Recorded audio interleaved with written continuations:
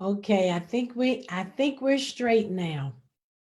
Welcome to the final session in this series. I had a little technical difficulty. I don't know about you, but I'm almost zoomed out. Anybody else out there almost zoomed out? Man, we are having so many Zoom meetings. My goodness. But here we are. Tonight is the final night for the great reset. And hopefully, this time we are in the correct box. Let's see in a minute, we'll be able to tell. Let me give you a minute to come on in as we're getting ready tonight for the final great reset. Just want to show you how quickly time can go. It seems like we just started this series. Hey, Dr. Paulette, I miss you so much. Hey, Denise Conti, Paula Bland, Casey, Tina Burke. Who else is out there watching? Javon Lewis. How are you guys? I'm telling you, this time is just moving because tonight is the fourth and final in this series. And it seems like November just started. Hey, Danielle Green. Hi, Shantuan Parks, Carolyn Cooper. How's everybody? Now, you all can get this party rolling by sharing. Just share this to your page right now. And let's bring the rest of the family in because you know how people forget. They say, oh, I forgot it was on Tuesday. Well, this is the final night. And tonight I'm talking about money. And you know how important that is because many of us need help with spending money, with saving money. And so tonight's topic is something everybody can relate to. So go on and share this link and start inviting people on. And we're going to get started very shortly. But I am so happy to be with you tonight. Hey, Louise Sutherland and Deborah Levi, Tanya Young, Alana Woods, you all are hanging in there. Robin Bankins, hey, cuz. Cynthia Graham is here. Sharon Solomon, Robin Bowers. I'm sending a lot of love you guys' way. So, can you guys believe that tonight is the fourth and final night? Let me put this down for a second. Can you believe tonight is our final night? It seems like we just got started. But this is the final night. This is part 4 of resetting your life. We're talking about a reset. We're talking about starting fresh, starting new. And so go on and tag somebody, get your friends in here. You know those friends, you know they need a reset. You already know. They always calling you, always got something going on. Get them on here tonight because I'm talking tonight about resetting your finances. That's something I'm sure everybody can use. All right. So let's get this party started. Don't forget to share this with others. And we're going to get started right now. Hey, Marlene Anderson and Marie Hare, how are you?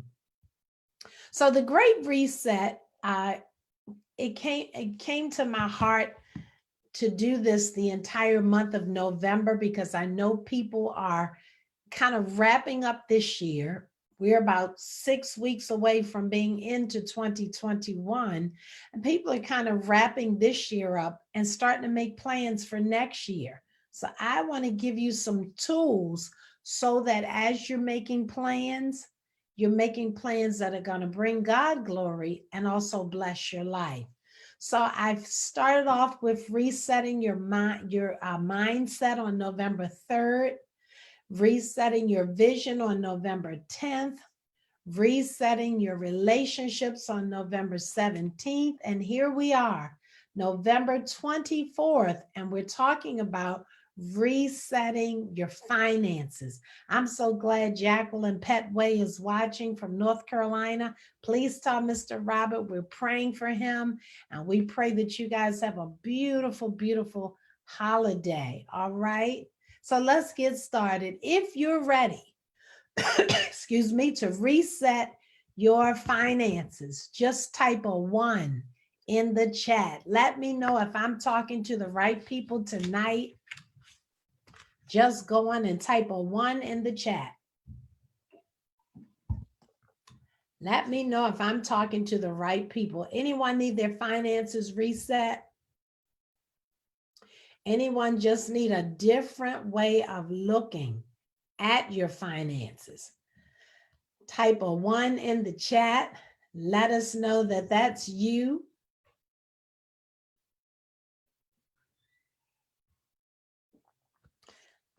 Resetting those finances. All right, just type a 1 in the chat. That way we'll know it's you. So let's get moving tonight. I think you're ready.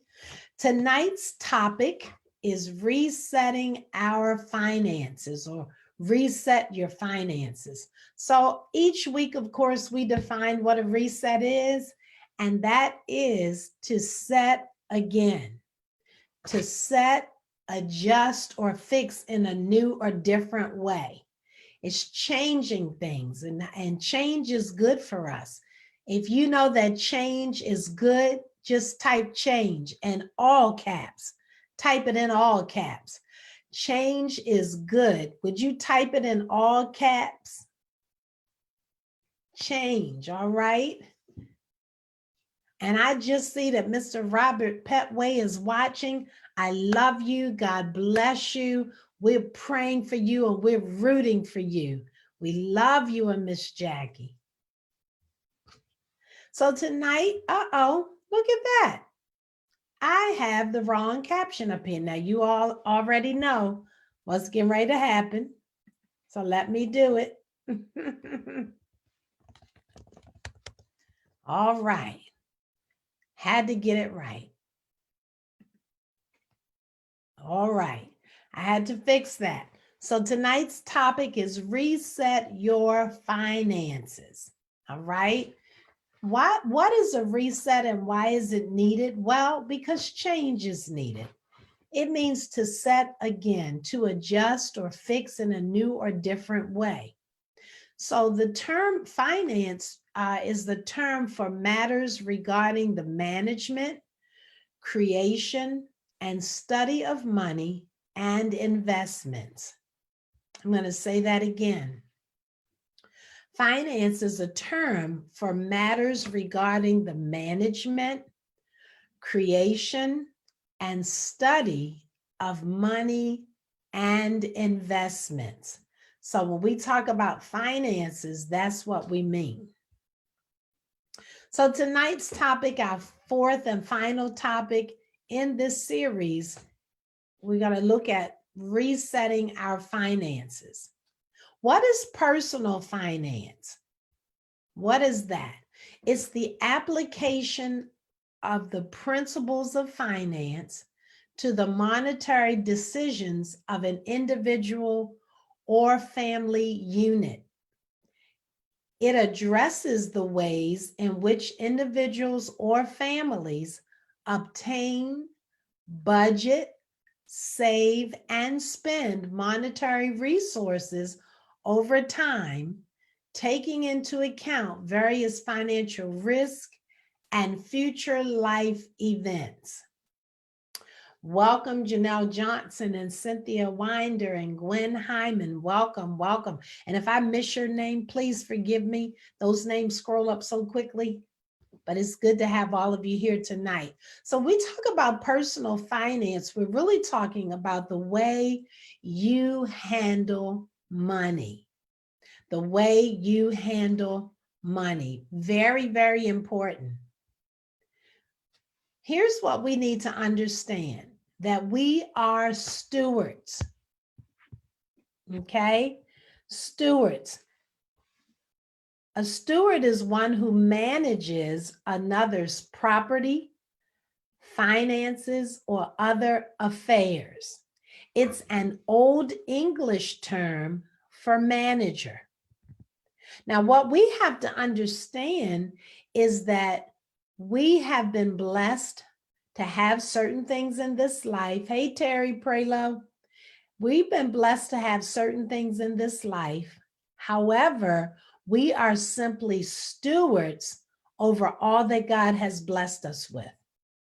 If God has blessed you, just type blessed in the chat. Hey, Donna Lambert, type blessed in the chat. So a steward is one who manages another's property, finances, or other affairs. So we all manage the blessings that God gives us in our lifetime. We are stewards over that stuff. We don't take it to the grave with us. Hey, Latasha Gardner, we don't take that stuff to the grave. We are simply stewards over all of the things that God has blessed us with. Now, stewardship is the responsibility of managing some assets or affairs or property of someone else's. So all of us are stewards. No matter what you have in this life, you are a steward of the blessings of God. You are simply a steward. God has given you certain things, and you are a steward over what he has blessed you with. Somebody type, I am a steward. All right. Hey, Craig Jacobs, type, I am a steward. It means you don't really own stuff. You just oversee it in this lifetime, because when we leave here, our belongings do not follow us to the cemetery. We are simply stewards. Now, here are two things you need to understand about stewardship. We are stewards, and here's the thing: God owns it all, and God trusts us to manage it. He owns it all, and he trusts us to manage it. Okay? God owns everything, including us. Everything belongs to him. Amen. And so God owns it all, but he allows us to have it, to use it, and to enjoy it in this lifetime. He blesses us with things, and then he trusts us to manage it. So I want you to understand that tonight, that we are simply stewards. We have been blessed with some things in this lifetime, but God really owns it all, and he trusts us to manage it. In other words, he is loaning things to us. Even our life is a loan. He loans us his breath for a certain period of time. Then he requires that breath back, and you stand in judgment where you give an account of what you did with what he loaned you. Your breath, your gifts, your talents, your abilities, the opportunities that he brought into your life, all those things we give account of on Judgment Day, right? So Judgment Day doesn't have to be a sad day. It's going to be a great day for those who took what God gave them and used it to be a blessing. So God owns it all, but he trusts us to manage it. Now, when you look at God's system of finance, it's very different from man's, because in man's system of finance, we own everything we have. And in man's system of government and finance, we get all we can it, and sit on the can, right? We believe in man's system of finance. We believe that we are to provide for ourselves, and there's no one to help us. But God's system of finance is different. God asks for, first of all, 10% of everything he blesses us with. Why? So that we enter into financial covenant with him. As we give him the tithe, which is 10%, and it's holy. The tithe doesn't belong to us. Bible says in Leviticus, it's a holy thing, because tithing is worship. We give 10% to the Lord of everything we make, and we bless him with it. And we enter into financial covenant. What that says is, God, I trust you to be my provider. But you can't look for a ship to come in when you never sent a ship out. So a lot of times people want these great, I want a financial blessing and breakthrough, but you've got to be obedient and make sure that that 10% is not still in your hands or in your house, because it's a holy thing and it belongs to the Lord. So tithing is not optional, not in God's system of finance. Now the world, they live however they do. But if you're a believer and you're walking with the Lord, 10% of everything you have belongs to him. Now, the world has taxes. The kingdom of God has tithes. All right. So number 2, when we look at God's system of finance, man determines our salary, but God determines our income. The two are different, and we're going to talk about them. Man determines our salary. God determines our income. God will bless our finances when we involve him, but we must be good stewards over our increase. So that means when you get a financial blessing, it's not for you to eat it all up, spend it all up, blow it away. Okay. And lastly, in God's system of finance, a budget is necessary because, again, if you want to be a good steward, you're going to have a plan for your money, not just, frivolously spending it, but you have to have a plan. If you are a tither, type I am a tither. That means 10% of whatever comes into your life goes into your local church to keep God's house open, particularly in times like this when people are in such need.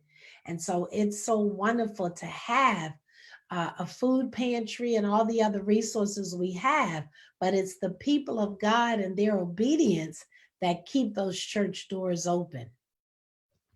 So in God's system of finance, tithing is necessary. It's not optional. If you're a tither, just type, I'm a tither. Now let's talk about salary versus income and finances versus favor, because they are absolutely different. Okay, let's look at these 4 words and let's get a clear understanding of them. Salary, that refers to monies that we earn. So we work a job and we get compensated, and that company decides how much they're willing to compensate us for our talents and gifts and abilities. So salary, that's monies that we earn. And here's the thing, it's fixed. It's fixed compensation, paid regularly for services. So every 2 weeks, most of us are not in shock about our paychecks. We kind of get the same thing every 2 weeks, unless there are bonuses or, a fluctuation, or you work different hours and what have you. But it's a fixed amount that they agree to pay you for your services. That's what a salary is. It's fixed and it's compensation. But income, look at this, is unlimited resources that God causes to come into our lives. And so income versus salary means this. A salary is what my employer pays me, but my income comes from God. Somebody type, my income comes from God. And so salary may be fixed, but income is unlimited. That means God can cause whatever he wants to come into our lives whenever he wants it to come into our lives, and it's unlimited. That's the difference between salary and income. With a salary, it's fixed. You know what it's going to be. Unless you get a raise, it's going to be right there. But income can take all kinds of forms. God can call, and listen, it's not always money. Sometimes income can be someone donating something that you would have had to pay for. That's money back in your pocket. So don't always think money, because income is unlimited, and it can come from anywhere. It can come from places you never expected. This summer, I got a call from the bank, and they said, we have a check for you. There's a unclaimed amount of money here that you never cashed in on. I'm like, I have no idea what you're talking about. So I really thought it was a scam. So I took the letter to the bank, and the lady said, well, Reverend Bethia, it is Christmas in July for you. And I said, huh? She said, yeah, this letter is valid. And she said, there's a check that's being issued to you, and you will get it within the week. And I was just so shocked, because to this day, I have no idea why the check or where it came from. Still don't know. I know God is the source, but I don't know who he used to do it. Now, don't get it twisted. God will bless you, but he's going to use people.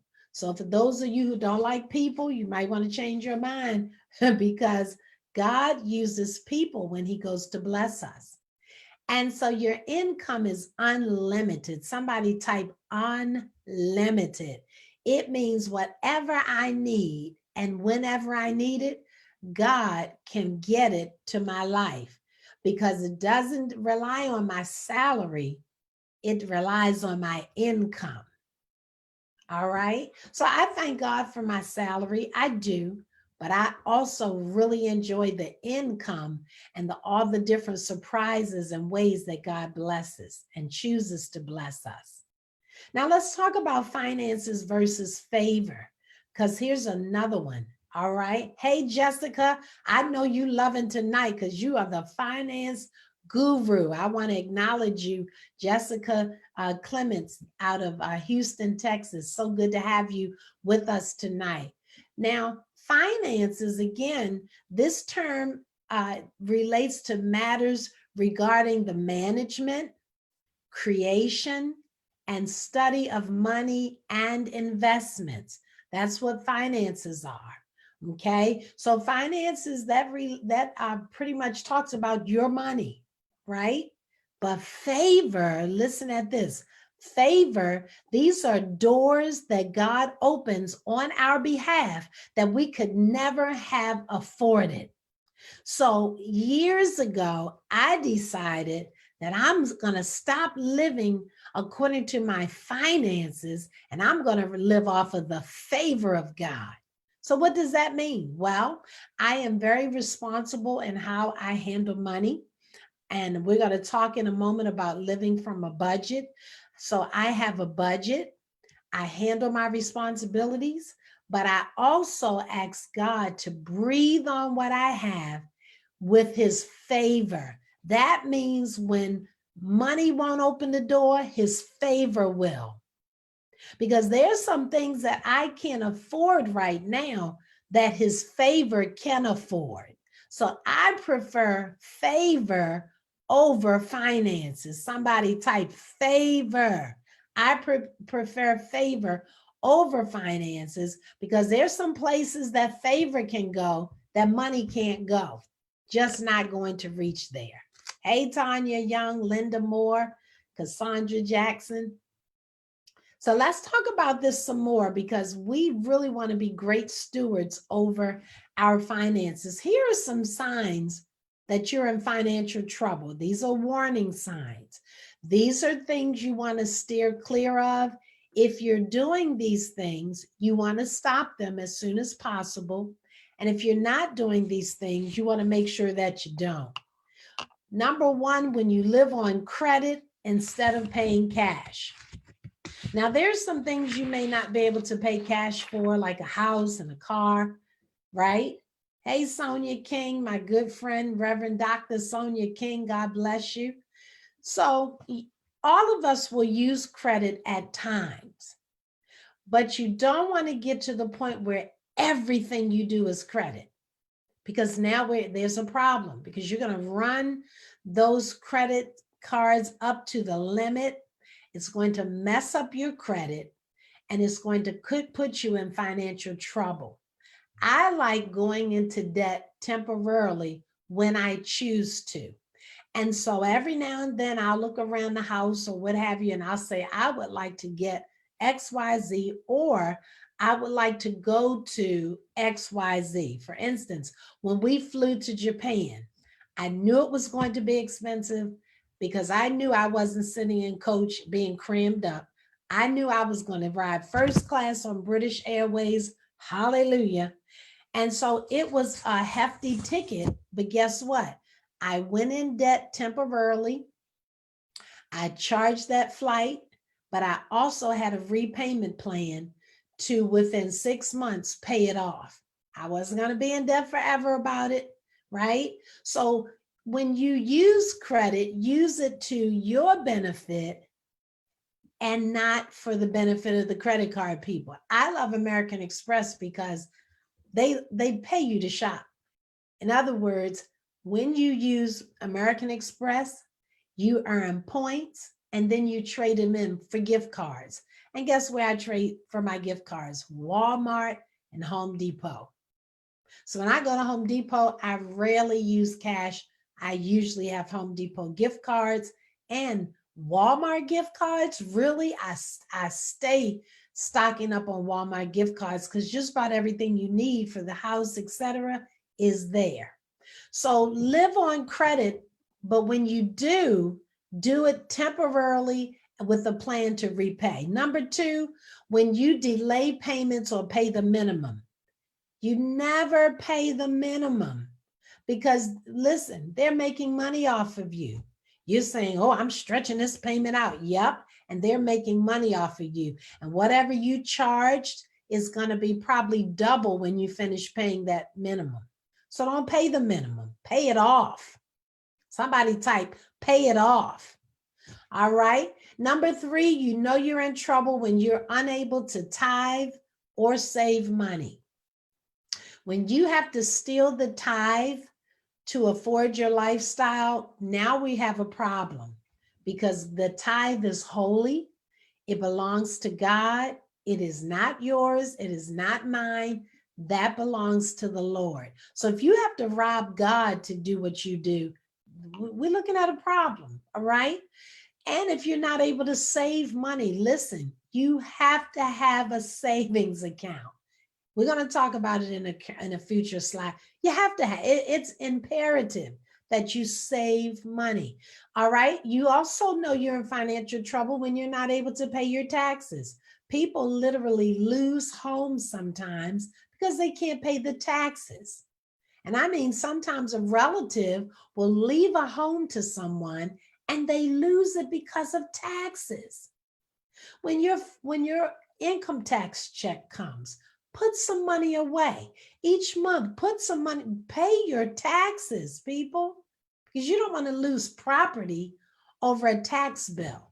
Number five, when you are an extravagant spender, you just spend money, just spending money with no thought or planning with regard to your future. And lastly, when you look for get rich quick schemes or ideas, you're going to end up in financial trouble. There are ways to invest and make your money grow that are legitimate. But if you're constantly chasing a get rich quick scheme, you're going to end up in financial trouble. So what is the budget? When we talk about a budget is a plan, watch this, for saving and spending money. Saving and spending. Somebody type saving and spending. Saving and spending.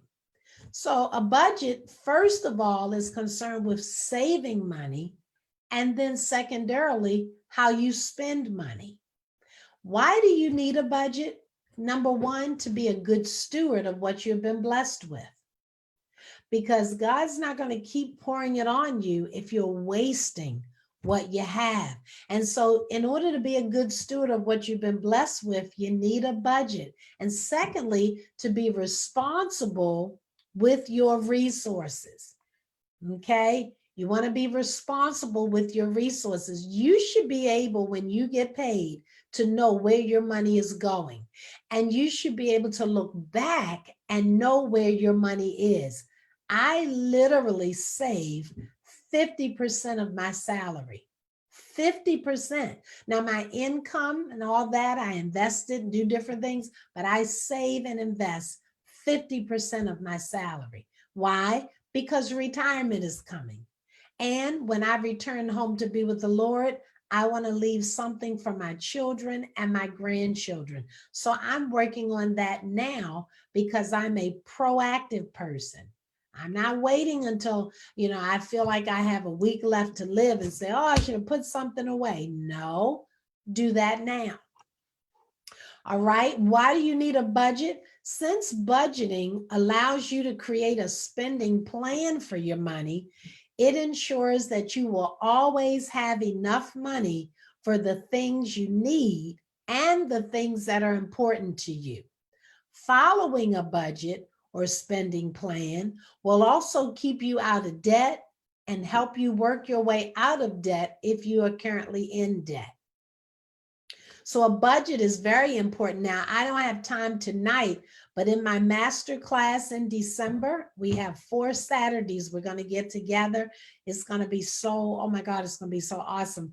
In the master class, I'm literally going to teach everyone how to personalize their budget. And if they don't have one before they leave the master class, they're going to have a budget. They have to, because if you're going to reset your finances, you must live from a budget. So far, we have, who's in Nessie? Louise Sutherland's in the master class, Tawanda Shaw, Valerie Smith, Annette Thaxton, LaQuanda Hanley, Lacey Kesey, Tracy Beaver from West Virginia. So the master class is filling up. I'm going to offer it again tonight. Make sure you check our box out, the Facebook group for the incubator. Get in that master class. Listen, it's my Black Friday special. This is a $497 course that I'm teaching for $200. You can't beat it. And the information, the money I save you is going to be more than $200 when you take the course. So you want to sign up tonight. I'll tell you about that in a minute. But a budget in the master class, we're going to deal with this. You have to have a budget. Look at this. Why is budgeting so important?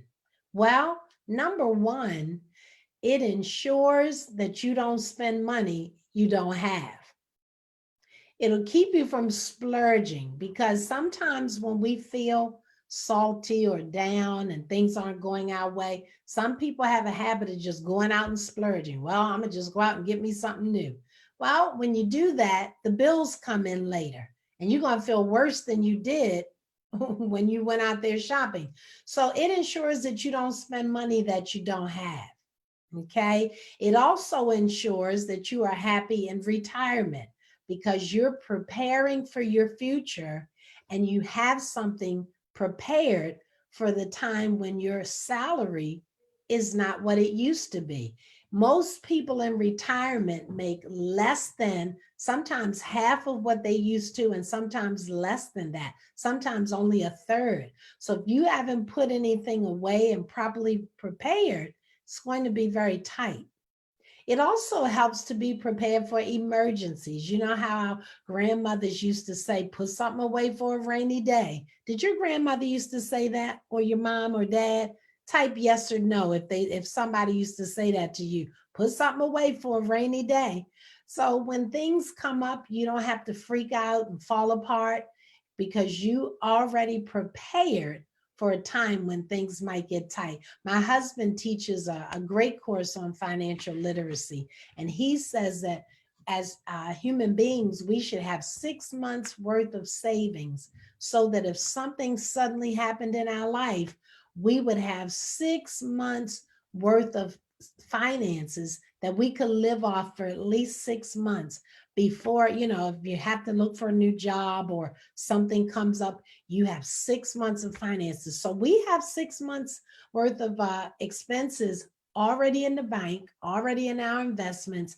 If something were to happen, we literally we could live a whole year without working at all, a whole year.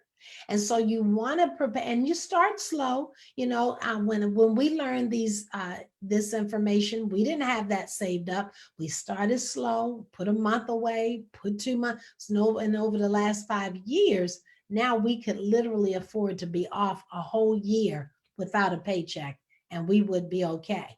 So you want to start saving. You got to start saving somewhere, though.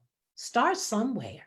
So it helps to be prepared for emergencies. Can you imagine many of the folks right now that are furloughed and laid off and having challenges because of the pandemic?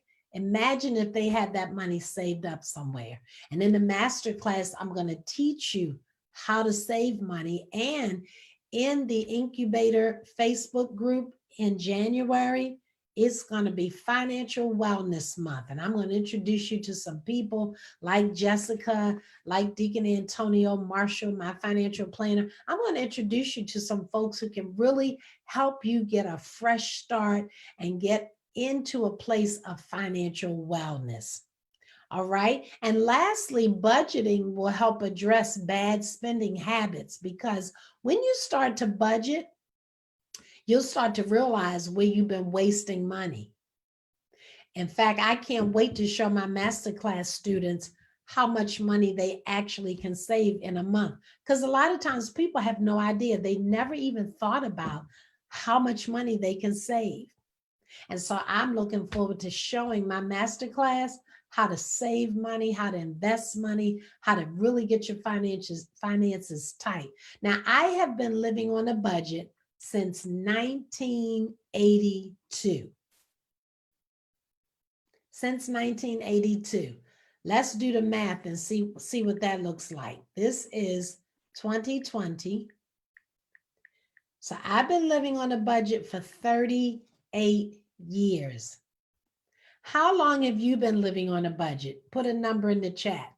How long have you been living off of a budget? And when I say budget, I'm not talking about, oh my goodness, everything is tight, I can't spend anything. I'm talking about a plan for saving and spending money. How long have you been living off of a budget? Craig says 38. It's been 38 years, Craig, for you. Craig, I didn't think you were even 38 years old. Craig says 38. How many of you have budgets? All right, let me move on. But I've been living off of a budget since 1982. And maybe Craig was answering that for me. Thank you, Craig. All right, it's time to write. Y'all ready? You ready to write? On a scale of 1 to 5, 1 being the lowest, 5 being the highest, rate your current financial situation. What score would you give yourself? 1 being the lowest, 5 being the highest.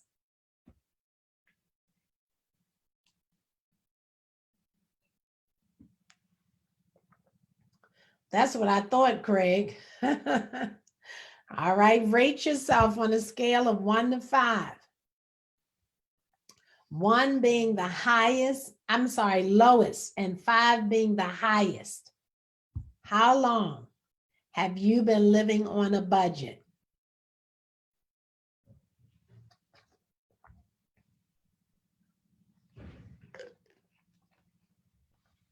All right, they're coming up. Louise says 2 years. Cynthia says 3. Jacqueline says 3. Denise says 3.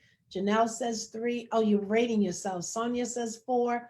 Deborah Levi says 4. All right, you all are so honest.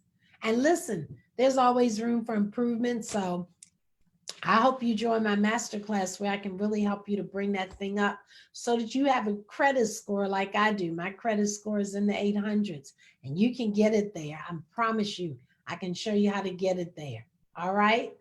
A lot of 4s. This is good. Lots of 4s. Some very financially responsible folks out there. Most of your tithing folks, though, they got their finances in order. They understand God first, then me. They understand it. All right, here's question number 2. This is a yes or no. Do you live using a budget? Yes or no? So you can write yes budget or no budget. Yes budget or no budget. Which is it? Jessica, I knew you were a 5, honey. Yes, ma'am. That's where I'm at too. My finances are tight. I can account for every penny. Yep. Do you currently use a budget? Yes, yes, budget, no budget. Okay. And listen, don't feel bad, Latasha, Jacqueline, don't worry about it. That's an easy fix. And I tell you, once you start living from a budget, you'll never go back. It is such a wonderful thing because you literally know exactly what you're working with, and then you can spend and operate within your means. All right. It's still coming in. Yes, budget or no budget. This group is one honest group. I just absolutely love it. Honest, honest, honest. All right, here's question number 3. Yes or no? Do you currently have a savings account? So write yes, savings, or no, savings. Yes, savings, or no savings. Yes, savings, or no savings. I love your honesty. Lots of people think that budgets are only for rich people, but that's not true. Rich people don't really have to count, many of them, but because they are such good, they're great financial stewards, a lot of them, oh, they have a budget. Corporations make billions and they have budgets. So listen, it's not about how much you make, but if you don't make a lot, you really should have a budget. Really, really, none of us can afford not to have one. Okay. Yes to the savings, no savings. Which is it? And last but not least, question number 4. Could you use some help resetting your finances? Yes or no? That's simply a yes or no. Now, some of you are going to say, I could use the help, but I don't want to pay for it. Well, you're going to pay either way. You'll pay to get help, or you'll pay for not getting help because you'll keep making the same mistakes over and over again. Sometimes you need someone to help you get through a hump. And I'm telling you, my master class is right up that alley for you. It's an investment that will, man, you'll reap the benefits for years. Can you use some help resetting your finances? Yes or no? Y'all hear that noise? Pardon our dust. They're in here remodeling our bathroom. Can you all hear that noise? I don't know, but I hear it. All right. So here are some steps for resetting your finances. All right. Number 1, I think I've made this clear tonight. You must develop a budget. It is non-negotiable. And remember, a budget is a plan for saving and spending money. Saving and spending. So when it comes to a budget, it's not just about paying your bills. It's also about paying yourself first. It's about putting money away. One of the mistakes a lot of people make is they spend everything they get. Paid on Friday, broke on Saturday. Didn't put anything away. Didn't put anything on the side. Didn't invest any. So you got to get in the mentality that you don't spend everything you have. You don't spend everything you get. You don't spend everything you get. All right. So if you're going to reset your finances and take your finances from 1 up to 5, you must develop a budget, a plan for saving and spending money. Then you must discipline yourself, watch this, to stick to your budget once you develop it. I've been on a budget since 1982, and every year I revamp it, I change it, I reevaluate it. I look to see how much more I can invest, how much more I can, what I can utilize. I have a trip budget. I have a budget for expenses. So each year you may have to reevaluate it, but it's better to have to change a plan than not to have a plan. Okay. So number 2, you have to discipline yourself. Once you make the budget's no good if you're not going to stick to it. Sonia says she's working with a financial planner. Yes. Donna says she's pretty good with it. Yes. All right. Letter C, you must develop multiple streams of income. This is a course that we'll be offering in the incubator next year, multiple streams of income. When you think about it, if all you have is your paycheck, think about all the things that come out of that paycheck. That one check has to handle your mortgage, your groceries, your electric bill, your car payment, your insurance, getting your hair done, getting your nails done. That's a lot of stuff to hit one resource. So you got to develop some other pools to draw out of, right? Because the average person, their salary doesn't really always meet all their needs. So developing multiple streams of income will cause you to have monies flowing in from other places. I'm talking about all legal, all legal, but you want to have more than one stream. Okay. I have about 5 right now streams of income. By the end of the year, I will probably have 7, but I have money coming in from different places all the time. And that way, my salary, I'm not stuck in my salary anyway because of my income that God blesses me with. But I have multiple streams. I have money coming in from all over the place. I have money making money while I'm asleep. And we'll talk about that in the master class. And letter D, you must reevaluate your budget from time to time, particularly when there are changes in your finances. For example, if you get a raise, okay?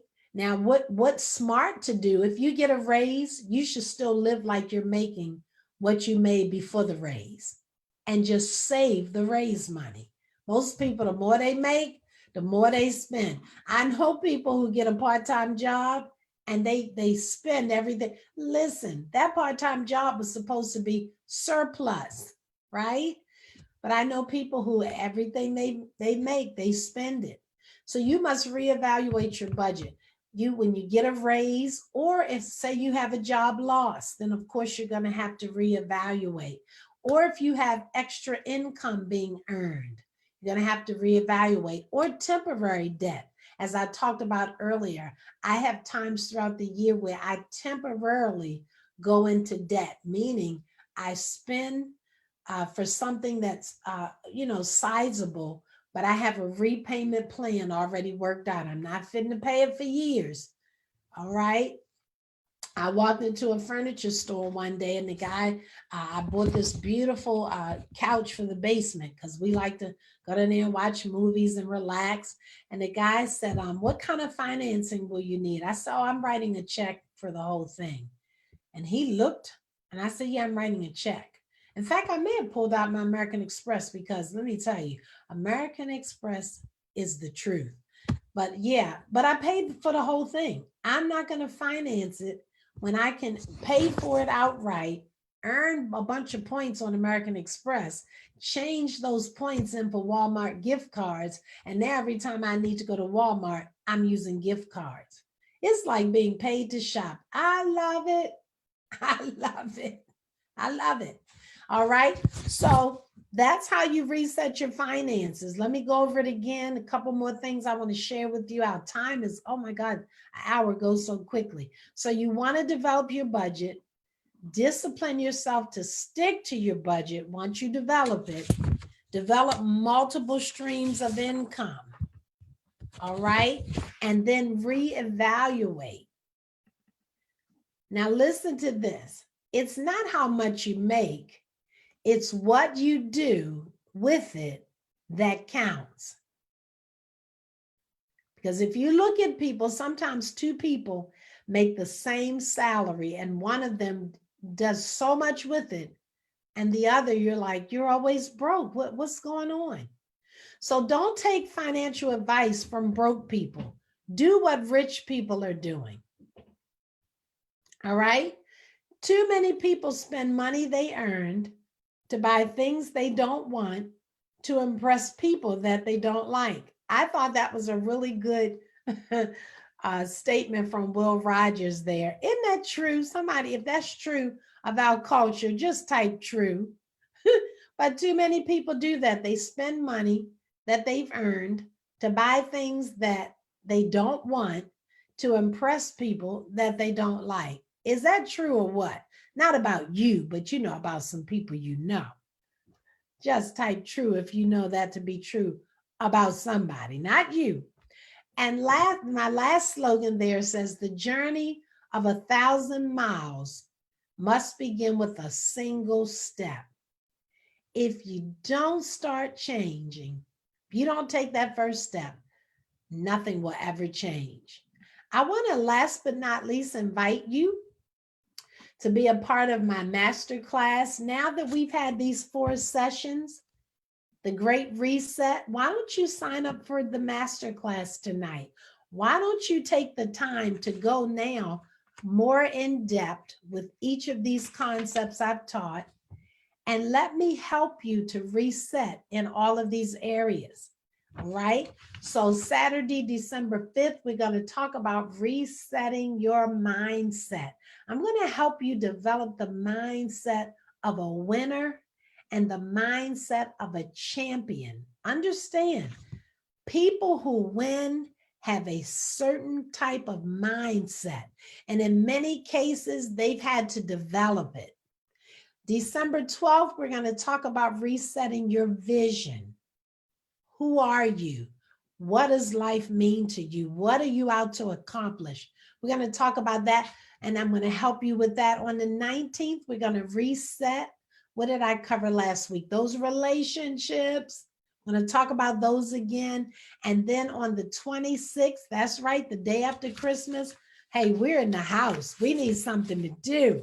On the 26th of December, and I think you'll need the help then, right after Christmas, I'm going to help you reset your finances. I'm going to help you go into the new year earning and making money instead of being broke. Now, so far, there's still some room left in the masterclass.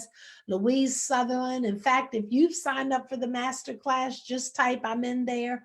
Louise Sutherland is in there. Tawanda Shaw is in there. Valerie Smith is in there. Annette Thaxton is in there. LaQuanda Hanley is in there. Lacey Kesey is in there. Tracy Beaver out of West Virginia, she's in there.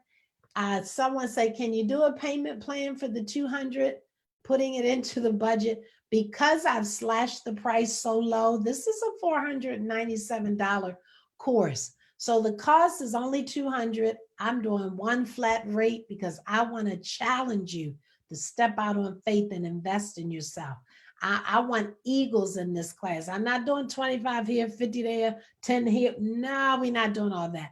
This is a whole different, this is a master class, right? It's a premium life coaching class. So I'm going to spend time with each person. You're going to get coached into, yep, Louise, you are in there. We're going to coach you into success. So if you're interested, you can go in the Facebook group tonight. The link is there, and sign up. If you really, really, really need to break it into 2 100s, I hear you, Jovan, then make sure you email me at intheincubator@gmail.com. And for those of you that have been with me these 4 weeks, I'll consider making it 2 $100 payments. All right, Carolyn Cooper? All right. I love you guys so much. It's been wonderful. Now listen, for the month of December, we're going to have so much fun. Don't miss a Tuesday night in December in the Incubator Facebook group. We're going to have a Christmas scavenger hunt. We're going to do a lot of stuff, and they're going to be prizes and giveaways. That's right, Jovan. It's you. You did it, and they ought to thank you. Everybody type, thank you, Jovan and Carolyn. But Christmas is going to be a lot of fun in the Incubator Facebook group. We're going to have giveaways, prizes, and just plain fun. People need some good news, and I'm out to give people some good news and some fun. So I'm looking forward to seeing you in the incubator box the whole month of December, every Tuesday night, just fun, fun, fun. All right. So go on, sign up for the master class. If you can't do the whole two and you need to chop it into two ones, email me at intheincubator@gmail.com. Danielle, put that in the link for us. Put that in the link so they can get it. intheincubator@gmail.com. All right. Email me there. And what I can do is I'll work with you because I really want people to get the information. That's more important. Now, last but not least, have an amazing Thanksgiving. Have an amazing Thanksgiving. I love you dearly. I pray that all will go well for you. And I pray that you and your family will have a safe and happy holiday. I love you. God bless you. See you in the masterclass.